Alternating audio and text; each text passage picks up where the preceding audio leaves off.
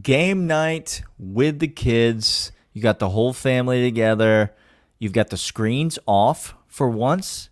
Nobody's on their phone. Nope. Nobody's on their tablet. Nobody's watching anything. Bliss. You need a winner of a game.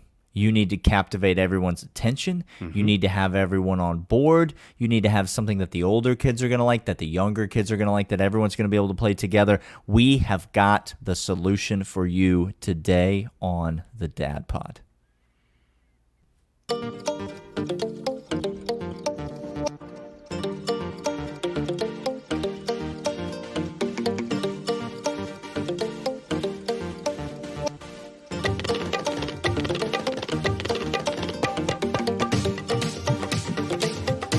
What is up, everybody? I am Daniel. He is Clint. This is the Dad Pod. So happy to have you along. Thanks for following the show. If you were with us last week, we talked about go-to dinner ideas, Clint. We talked about Taco Bell quite a bit on the pod. It was quite. We did not talk about the pizza from Taco Bell, which is a crying shame. That takes a little bit more fortitude. You got to get the bigger shells. That It takes some fortitude to get anything from Taco Bell on the menu. If we're being totally honest, we do not have the fortitude that our 25-year-old selves want. I did go to Taco Bell the following day though because of you. So shame on you. That's on me. That's on me. My wife was looking at the credit card charges and was like, "Is this you? Was your credit card hacked or something?" No, yes, that in fact. You got that enchilada, didn't you? It's Clint's fault. Today we're talking about game night. We love game night in our house. I know you're board game people. We're board game people. We love the card games. We love the board games. And honestly, not all family time is created equal. No. Movie nights are great. Going on an outing or a trip, those things are great. Eating a meal together, fantastic. But there are a few things that you can do with your family that provide more opportunities for laughter, more opportunities for connection and actual bonding than playing a game together. Something that everybody can enjoy, something that everybody can get on the same page with. And so I know some of you guys out there have older kids, some of you have younger kids. And so we're going to try to hit things that are going to cover everyone. Now, obviously, if you got 2-year-olds, play Candyland. We're not going to talk about that because there's something magical that happens when your kid gets old enough to play games that are fun. Yes. And that's where we're going to start today. Because if you're not there yet, just know the time is coming when the games that your kids play can be fun. Yes. Right now, they're terrible. They suck. And you just have to endure. But there's fun games coming, and we're going to tell you about some of them. And so I'm going to start with probably my favorite card game to play with kids. It's been around for a bit, and a lot of you have probably played it, but the expansion packs, there's different variations, there's different varieties of this game. It is called Exploding Kittens, and it is the greatest game that you can play with your family. It is hilarious. It is fun. It is strategic. It allows opportunities. I remember we first got this game when my middle daughter was 5, and she was the youngest one playing at the time. It was the 4 of us. It was 2 of my kids and my wife and I. My 5-year-old, the youngest one playing at the time, she won 4 games in a row. Everyone trying their hardest to win. She won 4 times in a row. That's how you know it's a great family game. It is strategic. It's actually fun to play. But anyone can win. You won't have people that are excluded. Have you ever played Exploding Kittens, Clint? Yes. Absolute burner. It is just a fantastic game. The premise is hilarious. The cards are genuinely funny. And it's a great game. They make a count. At this point, there are probably a dozen expansion packs. Yes. You can get them. You can add on to the game. There's now Imploding Kittens. You could get. Yeah, I mean, there's a million different ways that you can play the game. We love it. We still go to it. It's still a go-to game, even though we've played it, hundreds of times at this point. Cannot recommend it enough, Exploding Kittens. Fantastic. And this is the key with children. You want to have stuff that the adults, because here's the deal, Dad.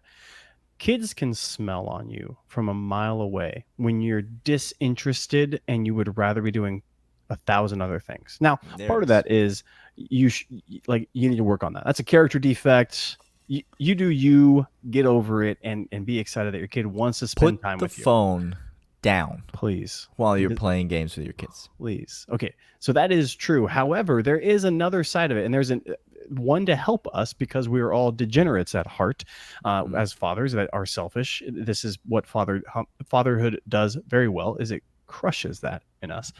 You need some help sometimes. So here's a way to help you. Let me help you, if I may. Here's how. By this game, it's called Forbidden Desert. Okay, it's right here. It's up on the screen. Forbidden Desert. It is fantastic. It is a game that your job is to try to go and collect all these totems throughout the entirety of the desert before the floodwaters come, rise up, flood you and your crew. Each person has a specialized gift in their set. You can either jump over certain tiles, speed up in the game. You can stop the waters from rising before it floods everything. And your goal is to get the entire team. So it's cooperative. Right. So Love it's not a cooperative game. It's not competitive to the point where you're going to lose out and have cards thrown everywhere. Monopoly. I don't know how many times people have been stabbed over Monopoly, but it's a lot. Let me just tell you right now, it is People high. wouldn't have to stab people if they just went and got the oranges, and then they would win the game, like I do. Oranges Just get the oranges. St. James, Tennessee, and New York. You just get them. Last game, every single game, he tries to get Boardwalk and Park every single time, and every time he loses, this is not how you win the game. Not how you win the game. He finally won. He had a hotel and somebody landed and he just went nuts. But it was the only time that it worked. No, the cooperative games are where it's at. And like I said, this one, Forbidden Desert, is a fantastic one to go get. Ages, you can heighten or lower the difficulty setting based upon what you want to see happen. You can slow down the rise of the waters, which ends the game based upon who you're playing with. And it's actually fun. You're going to have a fun time with this. It is strategic and it is cooperative. You're not competing against anybody except for the floodwaters themselves. Get over there right now. Get that. You can pick it up anywhere. It is a very, very common game, and you can condense the game down to the more tiles you use, the longer the game goes, the less time it is needed. My children love this to death and will play hours upon hours on end with no fighting all the way throughout it. It's our go-to game. Forbidden Desert companion game, Forbidden Island. It's similar, not the same. We have both, and they are both fantastic, great games to have. I got two more. So two for one. Well, 2 for 1. Both card games. I love card games. They're easy. They're low storage. There's not a bunch of pieces for you to lose because, listen, at my house, when a game gets opened, it's just a matter of time. Let me just give you a bonus one while we're talking about it. A game that you should never. And I'm talking about you're going to be walking through Target and you're going to look over and you're going to, and the nostalgia bone is going to hit. And you're going to go, oh, you know what? We should pick up Mousetrap. Nope. For the kids. Nope. Do not ever, in no uncertain terms, mishear this. Ever buy the game Mousetrap. The pieces will be lost before you get it set up one time. You could teach your children about reverse osmosis as the pieces miraculously disappear from the packaging. They just vaporize. As if Thanos himself had snapped his fingers. The pieces just are gone from the existence of the earth. That's how board games work at my house. So I love card games. Easy. Everything's contained in one package. It's easy to go. Couple of them. A lot of us have played the game Cards Against Humanity. 10 out of 10 do not recommend to play with children. It's not appropriate for children. You're going to have lots of conversations with children that are no longer children, have matured now into adolescence very quickly. You don't want that. That's not what you're trying to be about, Dad. Don't be the dad that's like, oh, the kids are coming over to my house. We're gonna play. Nope, that's not what you want to be. Cards Against If you like Cards Against Humanity though, and you have a good time playing it with friends, and you think it's hilarious, there is a Cards Against Humanity for families, for kids. Lower tier. And it is just a bunch of fart jokes on cards. Yes. And I'm gonna be honest with you. I'm not a real fart joke kind of guy. Okay? Sometimes when the mood is right, sure. I'll take a fart joke. My buddy Travis, big fart joke kind of guy. Big fart joke energy from Travis. Okay? Eric Bankson will tell you, Travis, big fart joke energy. I'm not so much the same way. No. But I've never laughed harder with my kids than a game of Cards Against Humanity Family Edition. I can't recommend it enough. It is hilarious. It's a great time. If your kid can read, your kid can play the game, and so it's a fantastic option. Other one I'll go with is a totally different option, and it may be you might want to go older kid, a little bit older kids on this. You ever heard of the card game The Mind, Clint? No, this is new for me. I'm going to add it to my list right now. Okay, keep going. It's a game, and the premise is insanely simple. There are 100 cards, and they are numbered 1 to 100. I may have. Keep going. Now this is ringing a bell. There's a certain number of players, whoever's playing the game. The cards are dealt out in rounds. In round 1, everyone gets 1 card. In round 2, everyone gets 2 cards. In round 3, and so on and so on and so on. The premise of the game is simple. All of the cards are in play. They're dealt out. So maybe if it's round 1, everyone's holding 1 card. From the time that the cards are dealt, no one is allowed to speak. No one is allowed to make hand gestures. No one is allowed to make facial expressions. Don't you dare. No signals are allowed to be given.